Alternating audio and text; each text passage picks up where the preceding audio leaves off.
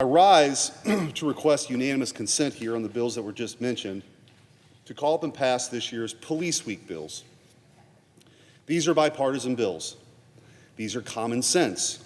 And most importantly, particularly in light of recent events, and you can turn on the television right now and see what I'm talking about, they would give this chamber the chance to demonstrate its commitment to the men and women who wear the badge and to the laws they serve to protect. This is not a time to mince words or blur lines. This is a time to speak clearly with full moral force. In cities across the country, our law enforcement officers are beset from below and above. From below on our streets, they face an emboldened criminal element and a resurgence of organized political violence. From above, in the halls of power, they face a political class which seems hell-bent on undermining and attacking them at every turn. We have watched this unfold for years now.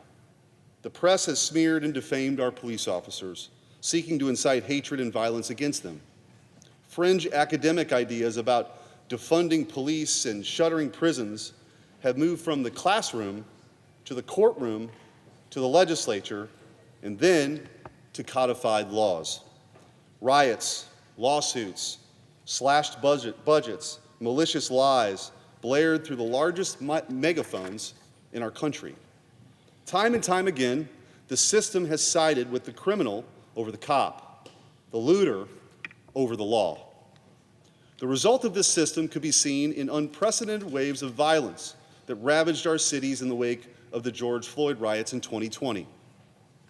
It can still be seen today on the streets of cities overtaken by Antifa.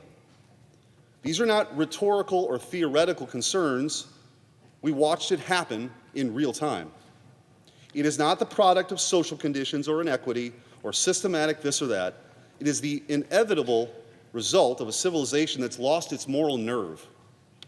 A civilization that is too racked by guilt to punish its criminals, to enforce its laws, or to confront its enemies, even when those enemies are beating police officers and firebombing federal buildings right before our eyes. When a government loses the ability or the will to defend its own cities, its own institutions, its own people, then it ceases to be a government worthy of its name. The path back to justice is simple. It requires laws like the ones we are going to consider here today. It requires protecting the people who protect us, like the bill to equip first responders with protective gear against fentanyl exposure, keeping them safe from the very poisons they're trying to fight.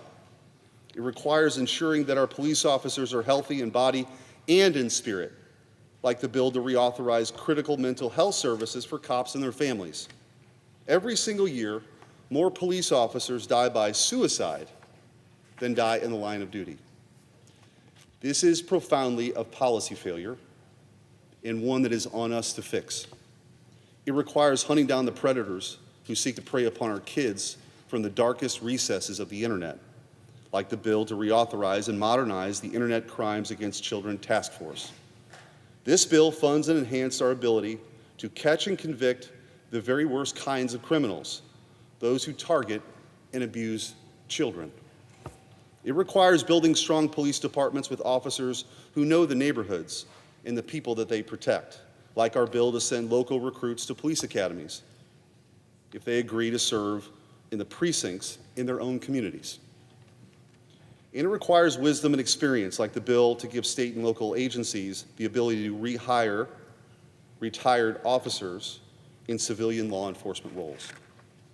If you stand on the side of justice and our first responders, these votes should be simple and easy. That, Mr. President, I'd ask we move forward.